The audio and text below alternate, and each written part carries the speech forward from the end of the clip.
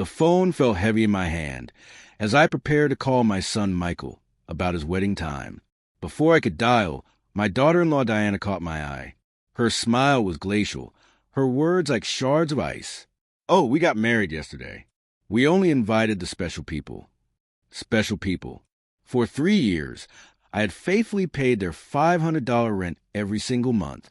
I had purchased every piece of furniture that filled their apartment. When their refrigerator stood empty and their bank account showed zero, I had been the one to fill it. Yet, somehow, I wasn't special enough. I stood frozen in my own living room, the phone growing heavier by the second, watching Michael avoid my gaze while Diana settled comfortably onto the couch I had bought them. Upstairs in my closet hung the pink dress I had chosen so carefully for his wedding. $200 spent imagining how beautiful I would look in his wedding photographs. Photographs that would never exist. For weeks, I had planned every detail with maternal devotion. I had set aside an extra $1,000 as a wedding gift. I had called my sister in Mexico, voice trembling with joy, to share the wonderful news. I had cleaned my house from ceiling to floor, imagining perhaps they would come celebrate with me after the ceremony. All of it crumbled in one devastating moment. For poisoned words, only special people. Michael finally looked up, his voice sounding rehearsed, mechanical. "Mom," it was intimate, very small, just the two of us and the witnesses. But I knew the truth. I had seen the photographs on social media. Diana's parents beaming proudly beside the newlyweds, her brothers raising champagne flutes in toast. I had seen Diana's white dress, financed partially by the $300 I had given her last month for personal expenses. I had seen everything I was deliberately excluded from witnessing. 1 week later, exactly 7 days after that crushing humiliation, Diana called. Her voice had transformed completely. Gone was the confident woman who had dismissed me from the wedding. Now she sounded desperate, almost begging. "Grace, the rent is overdue. Our landlord is threatening eviction if we don't pay by the end of the week. You forgot to make the transfer." Her voice trembled slightly, as though her entire world was collapsing around her. I remained silent for several long seconds, remembering all the times I had rushed to the bank to ensure that transfer went through. All the times I had canceled my own plans to guarantee they had a roof over their heads. All the times I had eaten nothing but beans and rice, so I could afford to satisfy their cravings. And now, after excluding me from the most significant moment of their lives, they had the audacity to call me as if nothing had happened. "Diana," I said with a calm that surprised even myself, "I didn't realize I needed to tell you. I only help special people." The silence on the other end was so profound I could hear my own heartbeat echoing in my ears. For the first time in years, I wasn't the one trembling. She was. "Grace, I don't understand." She stammered, confusion evident in her voice. "We've always been special to you. You're like a second mother to me." Lies. All lies wrapped in that sweet voice she only used when she needed something. The same voice she had used to ask me for money for the wedding dress, for the honeymoon, for the rings that I had helped finance, without ever knowing I would be absent from the ceremony where they exchanged them. For so many years, I had lived with this constant sensation of walking on eggshells, measuring every word, every gesture, every gift, desperately hoping to receive even a crumb of affection from my own son. I had been the perfect mother, the accommodating mother-in-law, the silent provider who never protested when they treated me as if I were invisible. But that phrase, "only special people," awakened something within me that had been dormant far too long. I mentally calculated how much money I had spent on them over the past 3 years. Between rent, food, gifts, emergencies, and whims, the total exceeded $20,000. $20,000 extracted from my pension, from my savings, from the money my late husband had left, so I could live peacefully during my final years. And for what? To be treated like a stranger on my own son's wedding day. That night after hanging up, I sat on my bed and cried. But these weren't tears of sadness.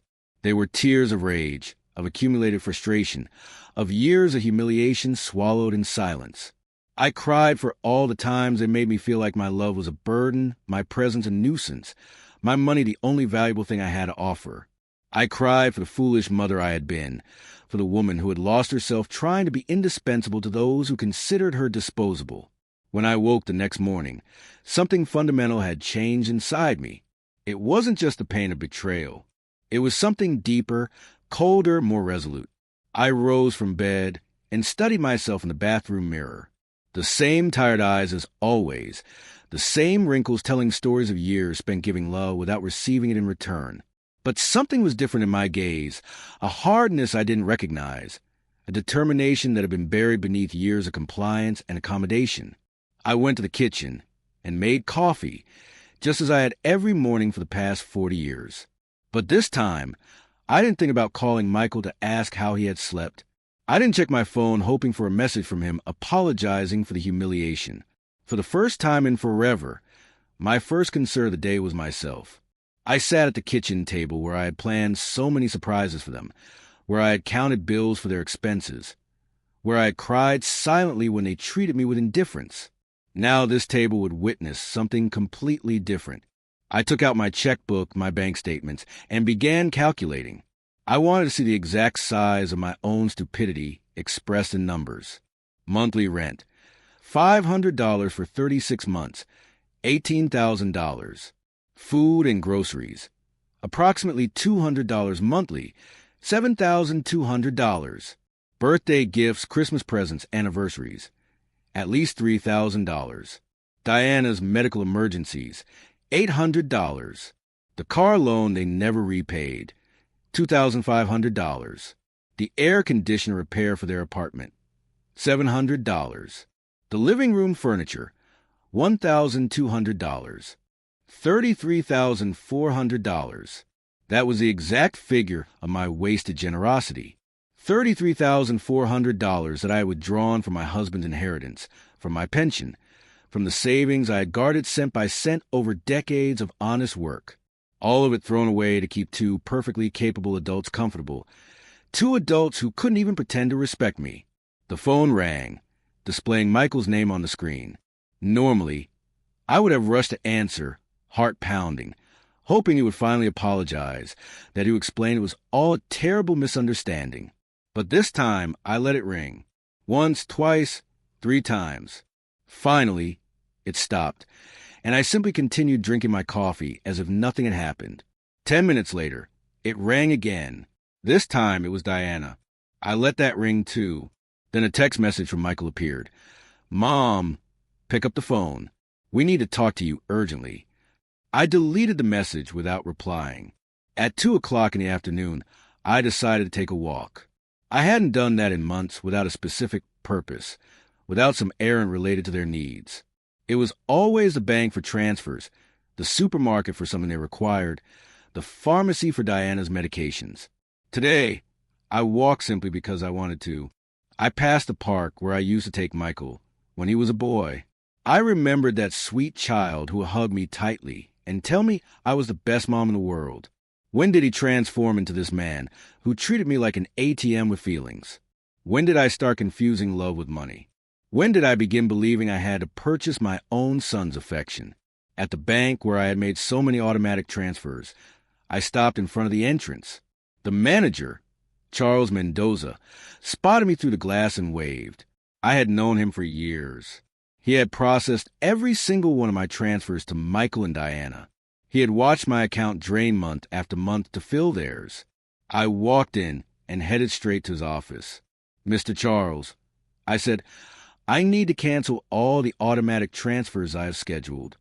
He looked at me with surprise. "For 3 years, those transfers have been as regular as sunrise. Are you sure, Grace? Did something happen?" His concern was genuine, more genuine than any interest Michael had shown me in months. What happened is that I finally opened my eyes. I replied, "I want to cancel everything. I also need information on how to protect my accounts. I don't want anyone else to have access to my money." While Charles processed the cancellations, my phone wouldn't stop ringing. Michael, Diana, Michael again. It was as if they had developed a radar to detect when their source of income was in danger. I turned the phone off completely. "Grace," Charles said as he handed me the papers, "forgive me for overstepping, but in all these years, I've watched you be incredibly generous with your family. I hope they aren't pressuring you to make these changes.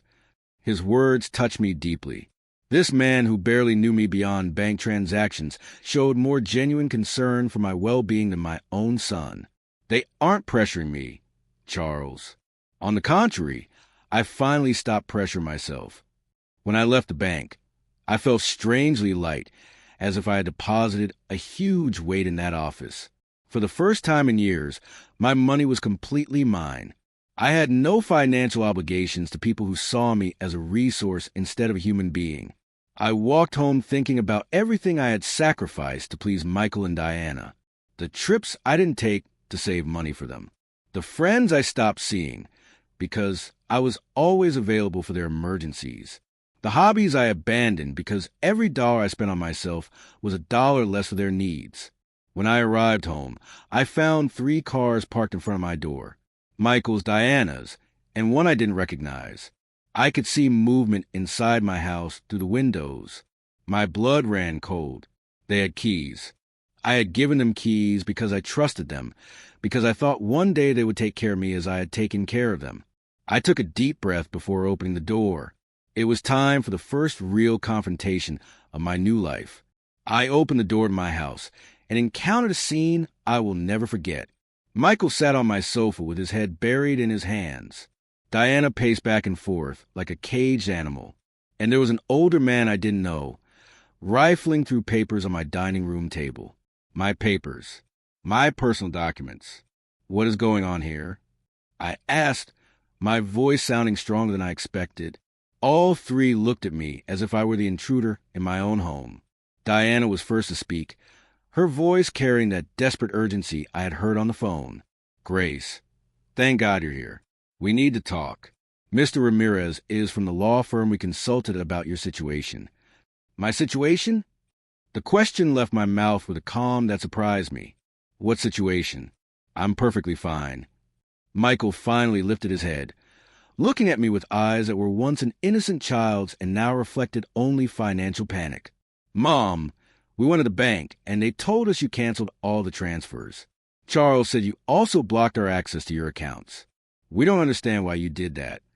Mr. Ramirez, a man in his 50s wearing a gray suit and an untrustworthy smile, approached me with his hand extended. Mrs. Grace, I'm Frank Ramirez, an attorney specializing in family law. Your children are concerned about your mental well-being and asked me to evaluate the situation. I didn't shake his hand.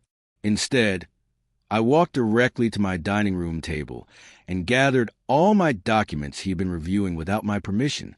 These are my private papers. You have no right to look at them without my authorization. Mom, Michael intervened with that condescending voice he had perfected in recent years. We're worried about you. Your behavior has been very strange lately. First, you cut us off financially without explanation. Then you don't answer our calls. We think maybe you need professional help. Diana approached and tried to take my hand with that fake tenderness she reserved for when she needed something. Grace, honey, we know you've been under tremendous stress. Maybe the loneliness is affecting you more than you realize. It's normal at your age to have episodes of confusion. The word confusion rang in my head like an alarm bell. Now I understood why they had brought the lawyer. It wasn't to help me. It was to declare me mentally incompetent and seize control of my finances. The same woman who told me they only invited special people to their wedding was now treating me like a senile old woman. I am not confused, I said with a firmness that silenced them all. I am more lucid than I have been in years. And you are all going to leave my house right now.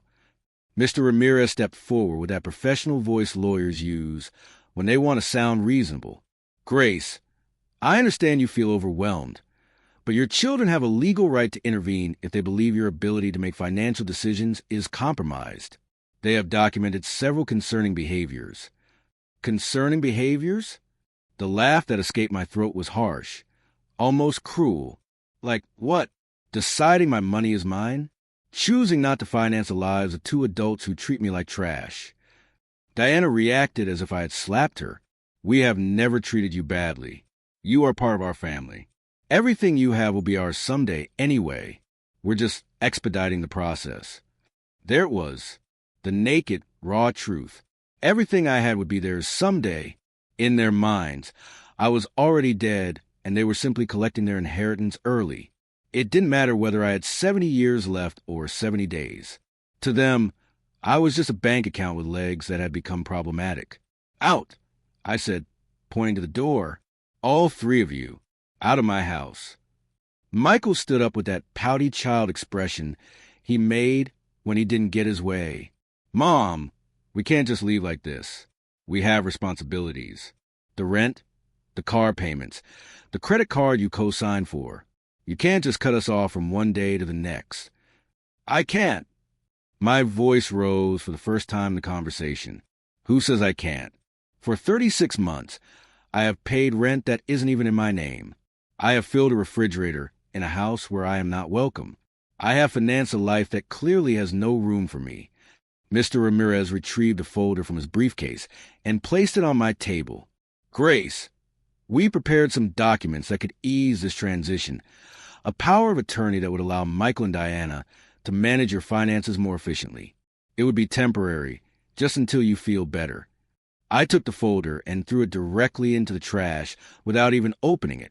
The only transition happening here is you walking to the exit.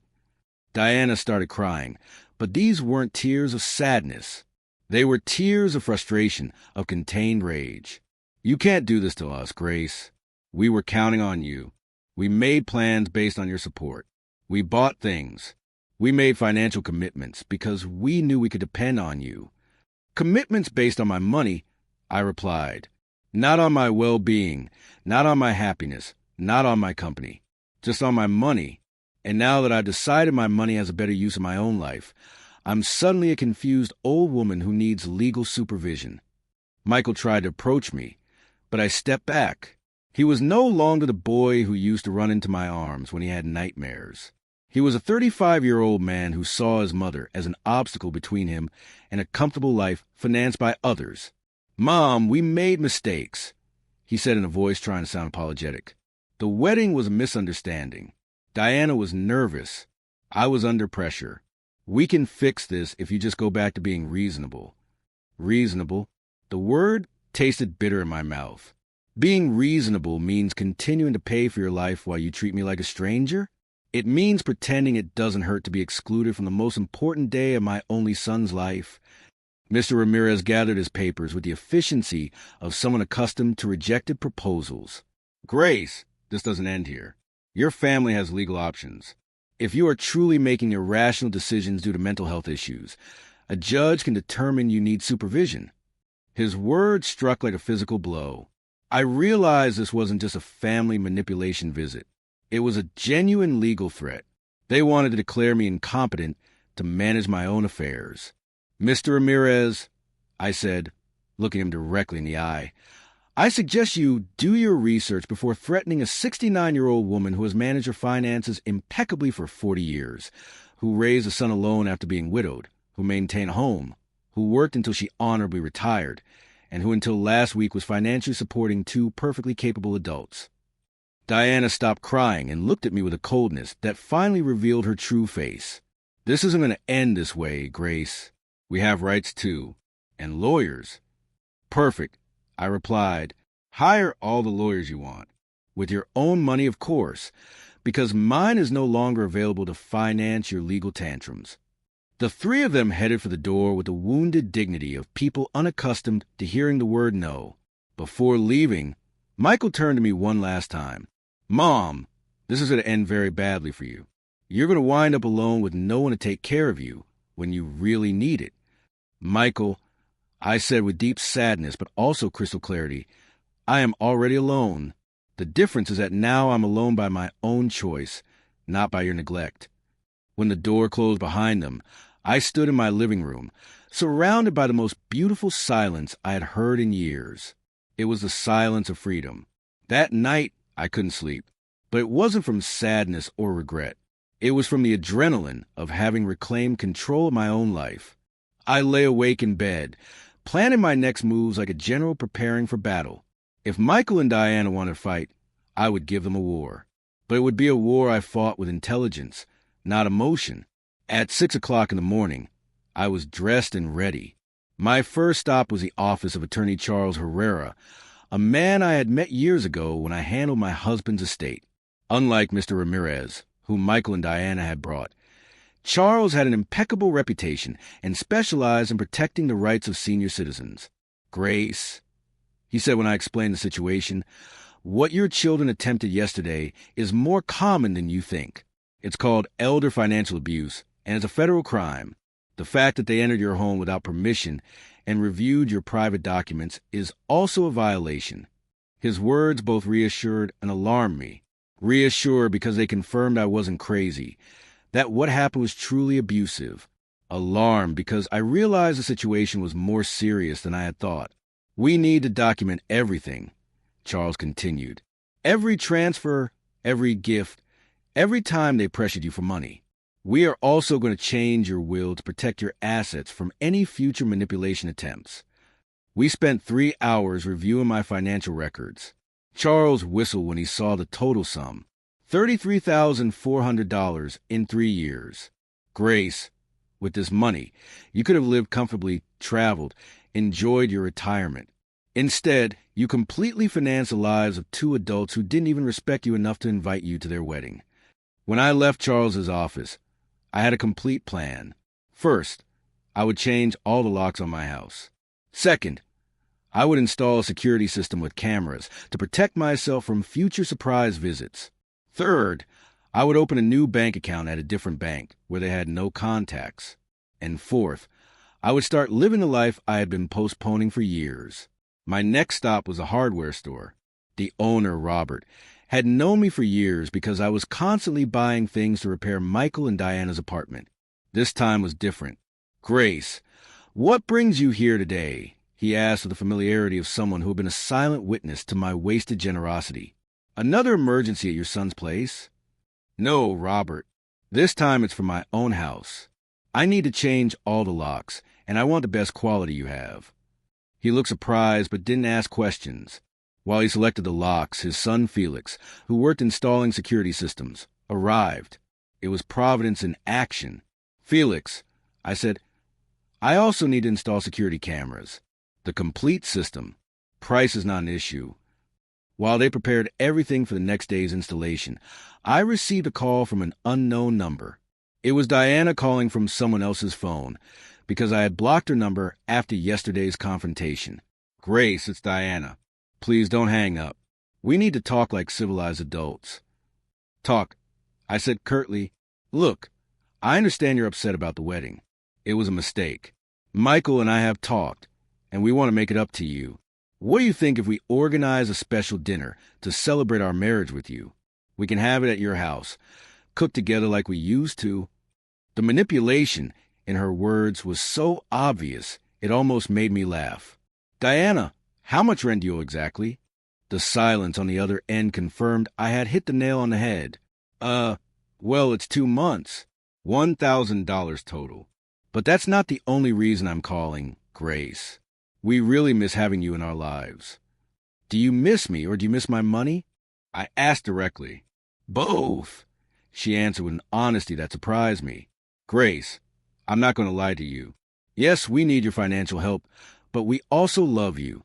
You're important to us." "If I'm so important," I said, "why wasn't I important enough to be at your wedding? Why am I not important enough to get a call that isn't asking for money? When was the last time you called just to see how I was?" Another silence. We both knew the answer. Never. "Diana, I'm going to explain something to you one time. For 3 years, you have treated me like an ATM with feelings. You have used me, ignored me, humiliated me, and finally insulted me in the worst way possible. Now that the money is gone, you suddenly discover you love me. Grace, please." "No," I interrupted her. "There is no please that matters. You made your choice when you decided I wasn't special enough for your wedding. Now I'm making mine." I hung up the phone and turned it off completely. I didn't want any more interruptions during my day of liberation. That afternoon, I went to the beauty salon I hadn't visited in over a year. I always cancel my appointments because Michael or Diana needed something urgent, or because the money I set aside for myself ended up going to one of their emergencies. "Grace," shouted Cynthia, my favorite stylist. What a surprise. I thought you had forgotten about us. I hadn't forgotten you, Cynthia. I had just forgotten that I deserved to be cared for too. I got the full treatment. Cut, manicure, pedicure. For the first time in years, I spent money on myself without feeling guilty. While Cynthia worked on my hair, she told me about her life, her children, her dreams.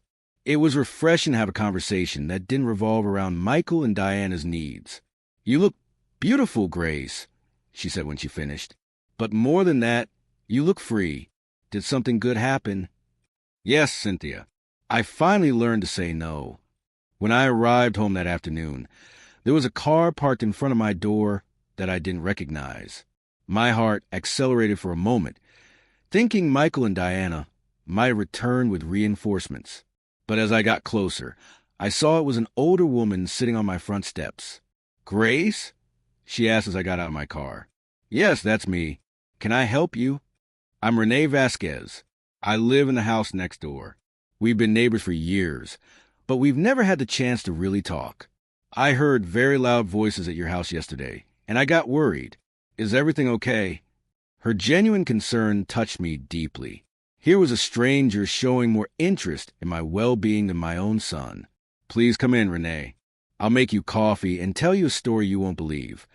As I made coffee, I told her the entire situation. Renee listened without interrupting, nodding occasionally. When I finished my story, her eyes were filled with tears. Grace, she said, you did the right thing. I went through something similar with my daughter 5 years ago. I also thought it was my obligation to finance her adult life. I also believed that if I didn't give them money, they wouldn't love me. What happened? I cut off the money when I realized they only called me when they needed something. At first, it was terrible. They threatened me emotionally, blackmailed me, tried to make me feel guilty. But after 6 months, my daughter called to apologize, genuinely apologize.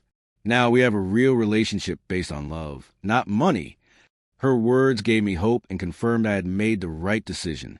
Do you think Michael and Diana will ever understand? Maybe not, she answered honestly.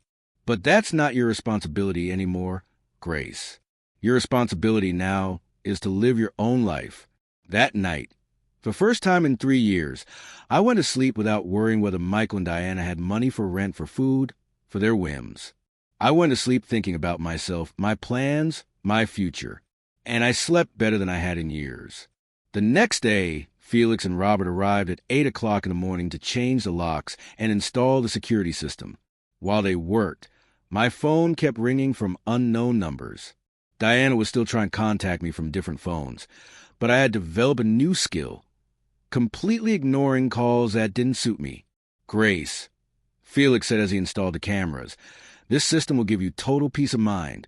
You can see who comes to your house from your phone, even when you're not here. And if someone enters without permission, an alert is automatically sent to the police. The irony didn't escape me. I was installing a security system to protect myself from my own son, but it didn't hurt like it used to. It was simply a practical measure to maintain my newfound peace. While they worked, I decided to do something I hadn't done in years. Call my sister Diane in Mexico. We had lost touch because every time we talked, I ended up telling her about Michael and Diana's achievements, about how much money I had spent on them, about how proud I was to be able to help them. Now I realize our conversations had become financial reports disguised as family news. Grace. Diane answered, surprised. Sister, how are you? We haven't spoken in months. I'm fine, Diane. Better than fine. Actually, I'm calling to tell you, I finally regained my sanity. I told her the whole story from the beginning. The secret wedding, the humiliation, the visit with the lawyer, my decision to cut off the funding. Diane listened in silence, and when I finished, her response shocked me. Grace, sister, it's about time. Every time we talked, it broke my heart to hear you bragging about how much money you gave them, as if love was measured in dollars. I wanted to tell you something, but I didn't know how. What did you want to tell me? That Michael never spoke about you with affection when I saw him at family gatherings. It was always my mom helped me with this or my mom bought me that, but never I miss my mom, or I love my mom. It was like you were a service, not a person. Her words hurt, but it was a necessary pain, like when a doctor cleans an infected wound. It stings, but it's part of the healing. You know what else struck me? Diane continued. Diana always talked about you in the future tense. When Grace is gone, we'll be able to remodel her house. Or, when we inherit, we're going to invest in the business. As if they were just waiting for you to die to really start living. That revelation hit me like a ton of bricks. They didn't just see me as an ATM. They saw me as a temporary obstacle between them and my money. While I was killing myself to make them happy, they were planning their future without me. After hanging up with Diane, I sat in my kitchen processing all this information. 45 years of marriage to a man who truly loved me. 35 years of raising a son alone after being widowed. And 3 years financing 2 adults who saw me as a wealthy inconvenience. The doorbell rang, and I saw on the new cameras that it was Renee with a cup in her hands. I opened the door, and she offered me fresh coffee.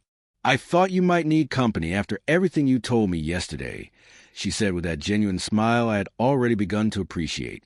We sat in my living room, and Renee told me more details about her own experience. My daughter used to tell me the exact same things Diana tells you. You're like a second mother to me. We're special to you. Someday this will all be ours anyway. Their rehearsed lines, Grace. They learned them from the Emotional Manipulation Handbook. Do you think that handbook actually exists? I asked, half joking. Not officially, but they all seem to read from the same script. Chapter 1, make her feel indispensable. Chapter 2, create constant financial emergencies. Chapter 3, if she resists, question her mental health. We laughed, but it was a bitter laugh. It was funny and tragic at the same time to recognize such predictable patterns in our own children's behavior. Renee, did you ever feel guilty for cutting off the money? Every single day for the first 3 months, she answered honestly. But then I started to see the results. My daughter had to get a second job. Her husband stopped playing golf every weekend and started looking for extra work. They learned to live within their means. And more importantly, they learned I was a person, not a resource. That afternoon, I decided to do something I had been putting off for years. Visit my husband's grave. I always found excuses not to go because Michael or Diana needed something, or because the taxi money was better invested in one of their emergencies. The cemetery was quiet and beautiful. Robert's grave looked slightly neglected because I hadn't been to clean it in months. I sat on the grass next to his headstone and spoke to him as if he were alive. Robert, my love, I think I got lost for a while. After you left, I put all my energy into Michael. I wanted to be the best mother in the world, to somehow compensate for him growing up without a father. But I think in the process, I forgot to be myself. The wind blew gently, and for a moment I felt like he was listening. Our son became someone I don't recognize. Or maybe he was always like this, and I just didn't want to see it. His wife is, well, you know what she's like. The money you left for me to live peacefully, I spent it supporting them. But not anymore, my love. I've learned. I cleaned his grave, replaced the withered flowers with fresh ones, and stayed there for another hour, just enjoying the peace. For the first time in years, I wasn't in a hurry to get home to solve some crisis for Michael and Diana. When I returned home, there were 3 cars parked in front of my door again. My heart raced, but this time I was prepared. The cameras showed me it was Michael, Diana, and 2 other people I didn't recognize. They all looked agitated, talking among themselves and pointing at my house. I didn't get out of the car. Instead, I called Charles, my lawyer. Charles, they're at my house again. This time they brought more people. What should I do? Don't get out of the car, Grace. I'm on my way immediately, and I'm calling the police. After our conversation yesterday, I filed for a temporary restraining order. They cannot be on your property. 15 minutes later, Charles and 2 police cars arrived. I watched as the officer spoke with Michael and Diana, as my son gesticulated furiously, as Diana cried again. But this time, her tears didn't affect me. One of the officers approached my car. "Ma'am, You can get out. Your visitors are leaving now." When I got out of the car, Michael yelled at me from the street. "Mom, this is ridiculous. We're your family. You can't call the police on your own son." "Michael," I replied with a calm that surprised even me, "family doesn't threaten mental competency hearings. Family doesn't enter other people's homes without permission. Family doesn't treat their mothers like ATMs." Diana screamed from the other side of the street. "You're going to pay us everything you owe us. We have bills you co-signed for. You can't just abandon us like this." Charles intervened. "Mrs. Diana, any future communication must be through my office. And I suggest you consult with an attorney before making threats of collection, because my client has complete documentation of all the voluntary payments she has made for 3 years." I watched them drive away, defeated but not finished. I knew this wasn't over. But for the first time in this situation, I felt confident. I had professional help. I had emotional support from Renee. And most importantly, I had mental clarity about what was right and what was wrong. That night, Renee invited me to dinner at her house. I met her daughter, who was visiting, and I could see with my own eyes what a healthy family relationship looked like. They spoke with respect, asked genuinely about each other's lives, laughed together. The daughter didn't ask for money a single time during the entire evening. This is what I wanted with Michael. I confessed to Renee when her daughter left.